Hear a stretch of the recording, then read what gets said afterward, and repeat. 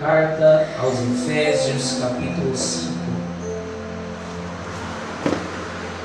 Glórias a Deus. Glória a Deus, aleluia.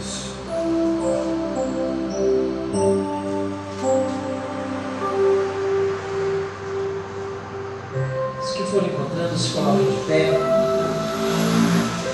Vamos começar a leitura a partir do versículo 25.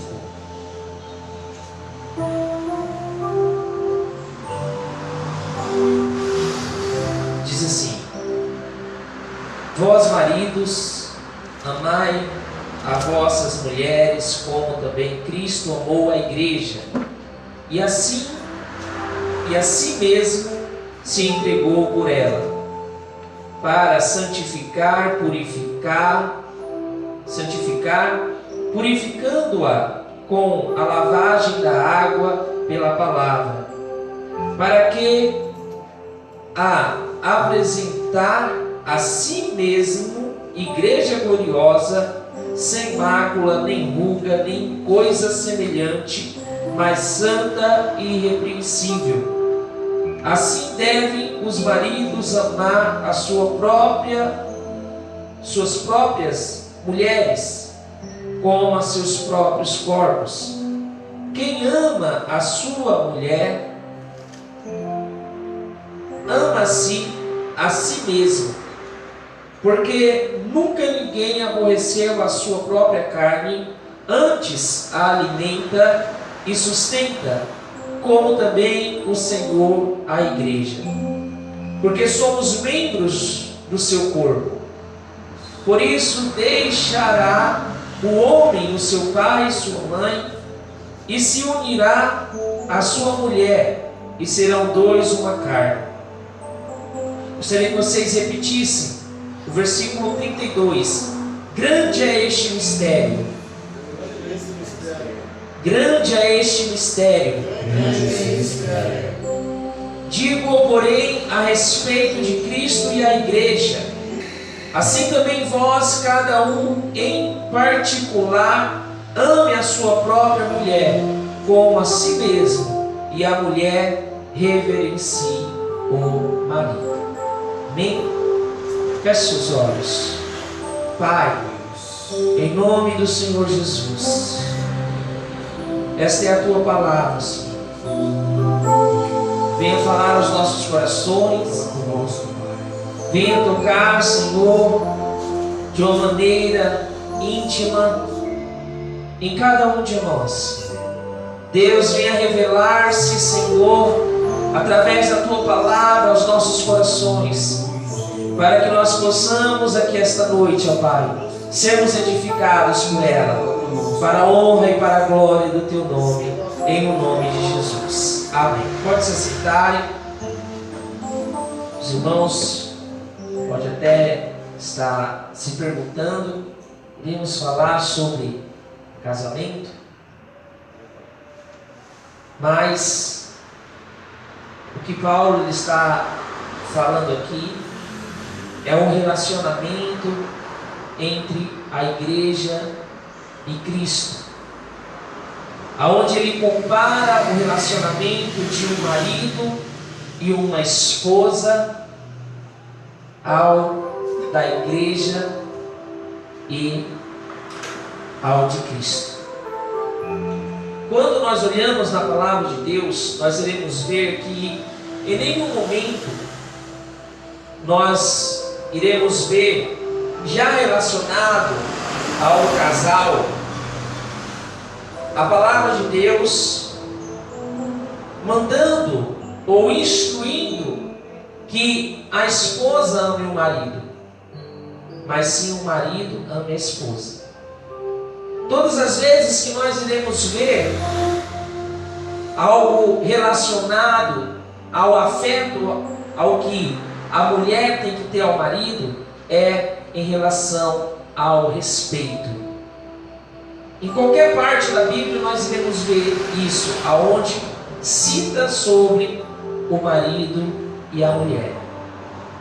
A Bíblia sempre indicará a esposa a reverenciar, a respeitar e a ser submissa ao seu marido. Mas em relação ao marido com a esposa é diferente. Deus sempre irá instruir o marido a amar a sua esposa.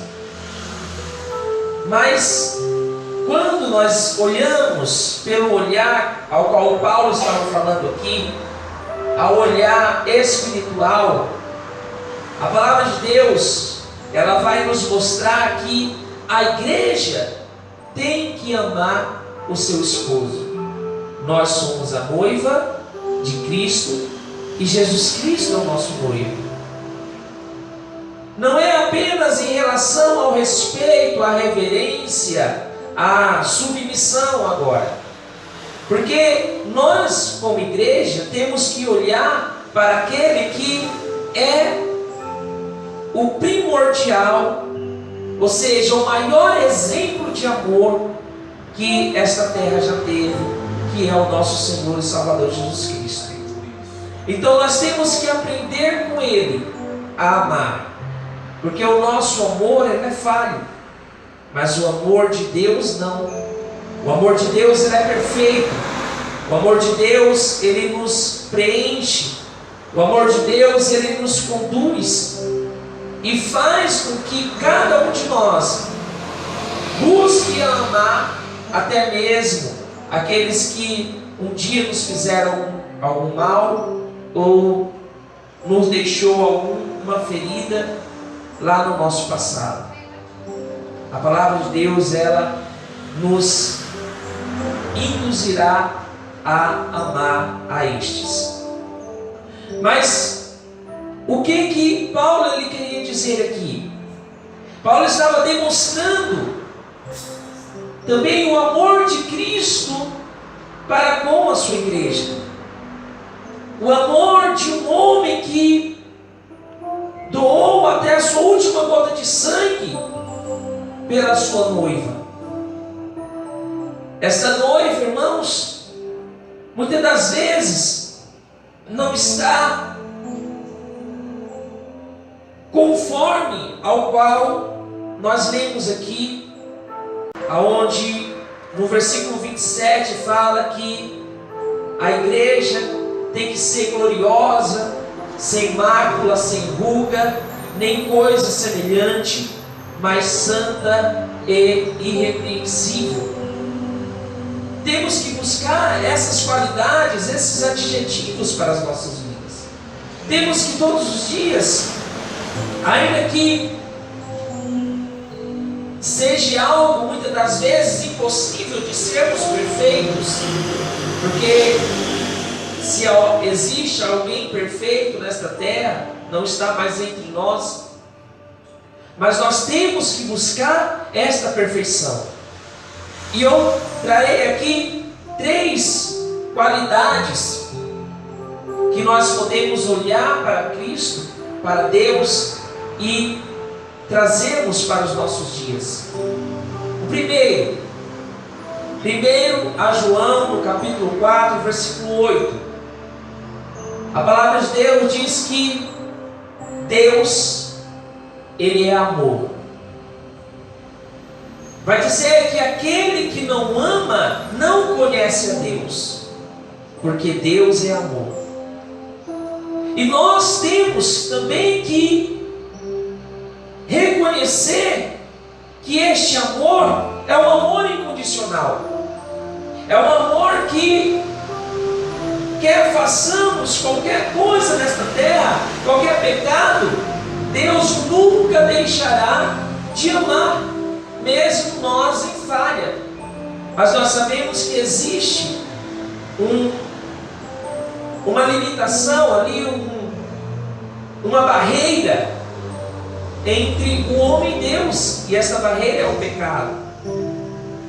Ele só perde o direito da sua salvação, mas Deus ainda continuará amando, porque o querer de Deus, a vontade de Deus é que todos se salvem.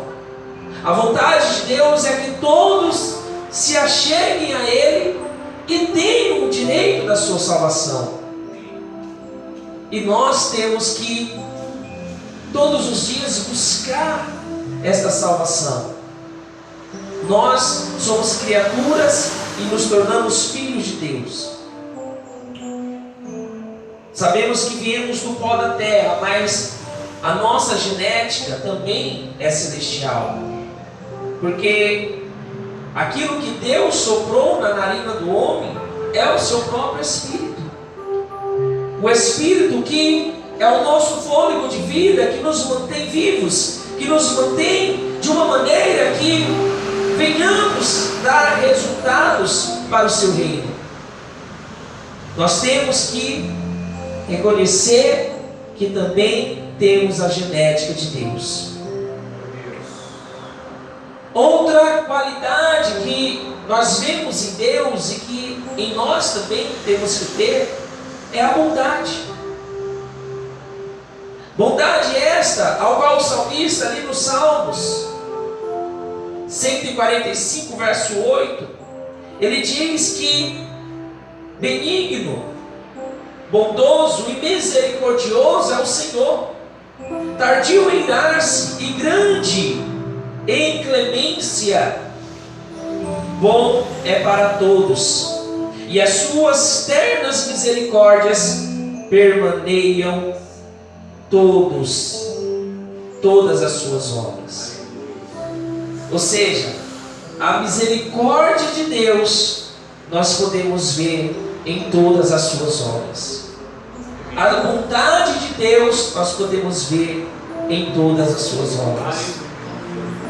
E a obra primordial, a principal matéria-prima de Deus somos nós. Assim como um pai e uma mãe, ele prepara todas as coisas para a chegada do seu filho, da sua filha, assim Deus fez para conosco. Deus, antes de criar o homem, ele preparou ali o jardim, preparou todas as coisas, com que ele iria se alimentar, com que ele iria matar a sua sede, preparou tudo perfeito, colocou o homem ali, em seguida colocou a mulher, mas infelizmente nós vemos que eles não fizeram a vontade de Deus, eles caíram e assim foram expulsos do paraíso, que era o jardim do Éden. Nós vemos também que outro sentido que nós vemos em Deus, através do seu amor, que Deus tem para conosco, e não é diferente aqui, quando Paulo fala sobre o marido e a esposa, é o ciúme. Não é aquele ciúme doentio, não é aquele ciúme que nós vemos ali, quando Paulo fala sobre as obras da carne. Não é esse tipo de ciúmes. É um ciúme sadio, um ciúme que o marido pode ter para com a esposa e vice-versa. E eu gostaria que vocês acompanhassem essa leitura de Cantares, capítulo 8, para nós termos um pouco sobre o sentido, aprendermos um pouco sobre o sentido deste ciúme.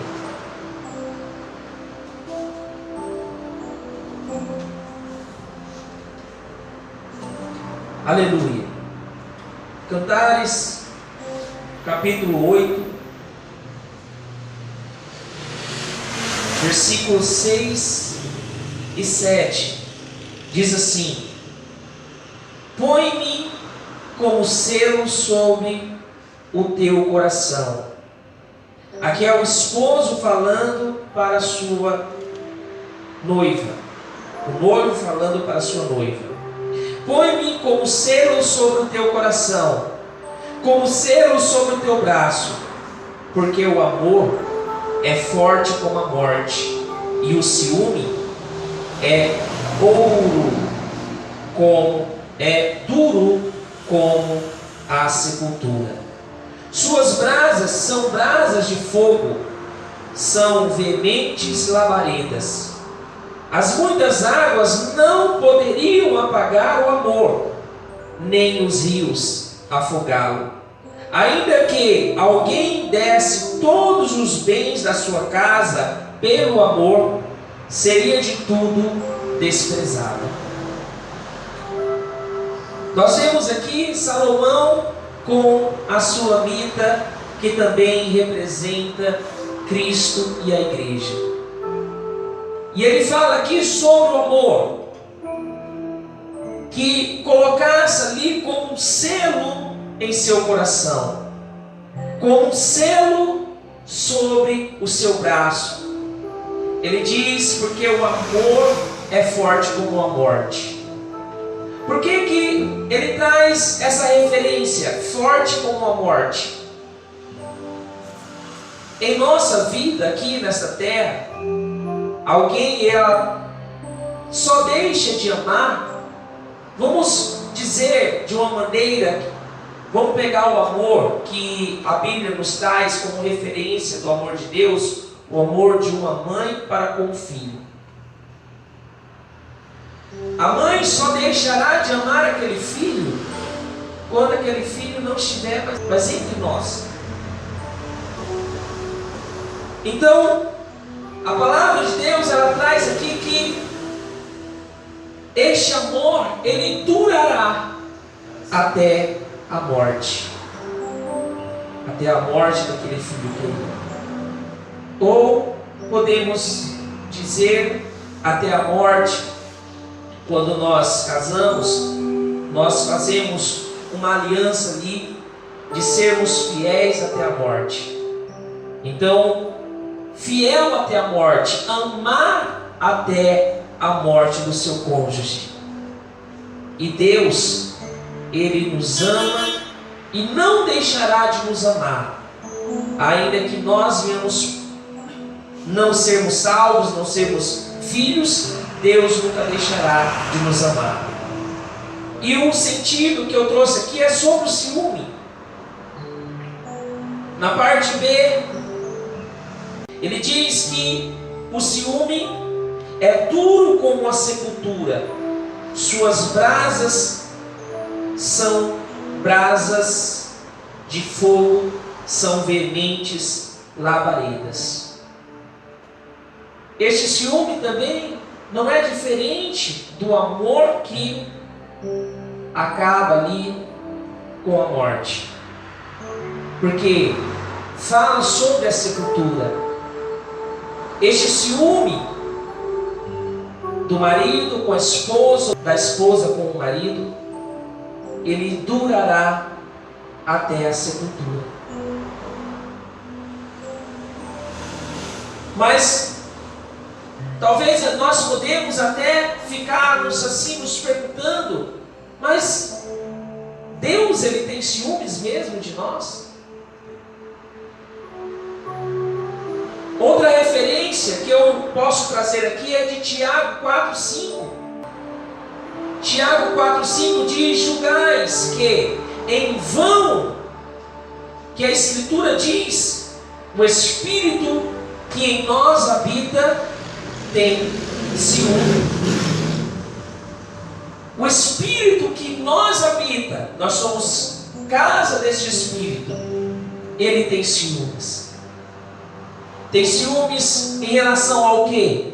Não quer nos dividir com nada nem ninguém.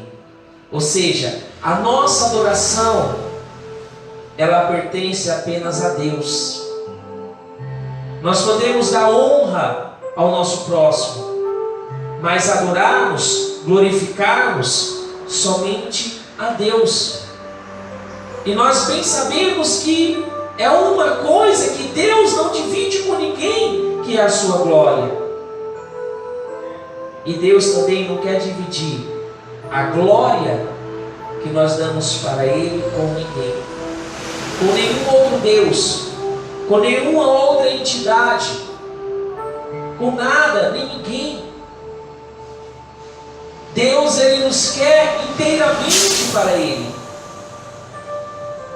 É como eu pegasse o exemplo de um marido ou de um namorado, um casal de namorados, perguntasse a ele: você dividiria a sua esposa, a sua noiva com alguém, a sua namorada com alguém?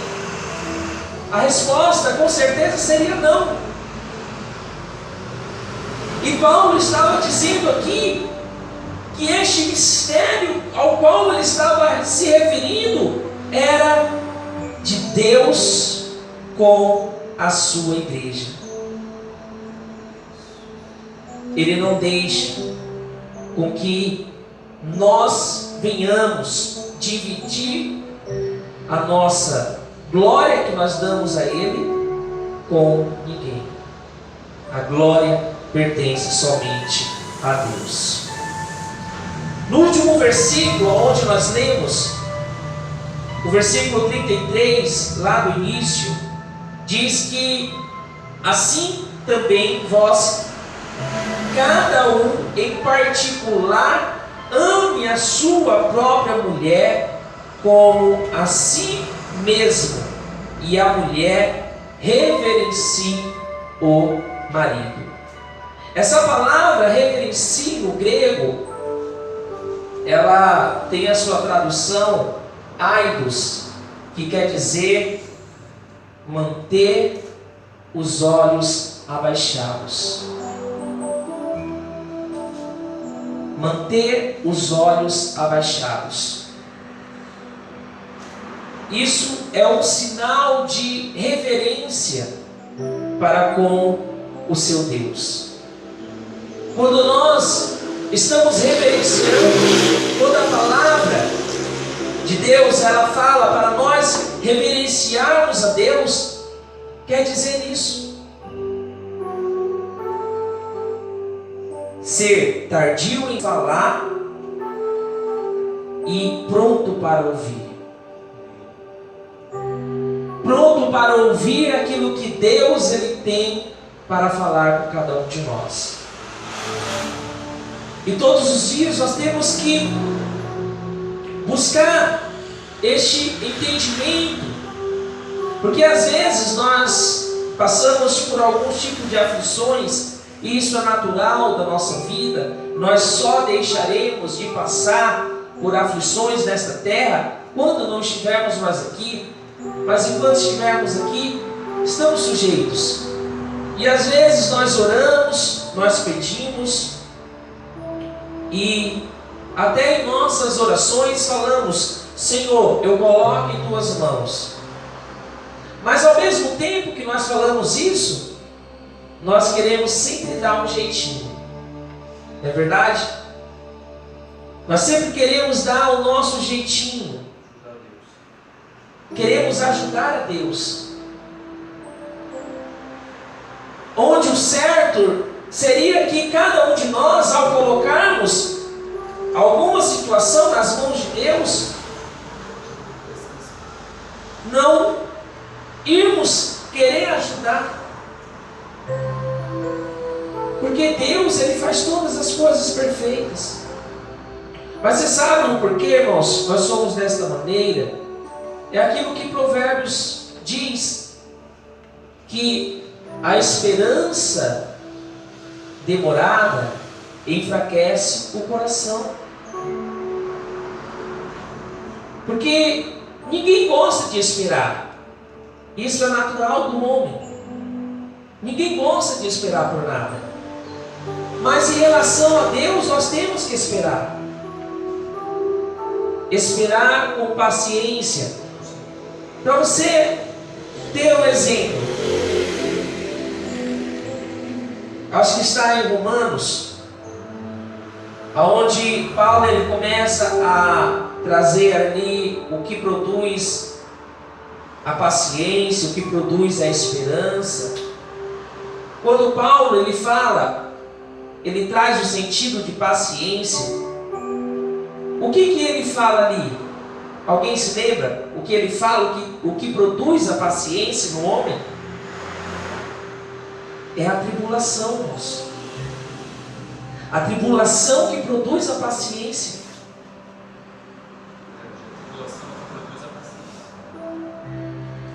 Porque como nós teremos paciência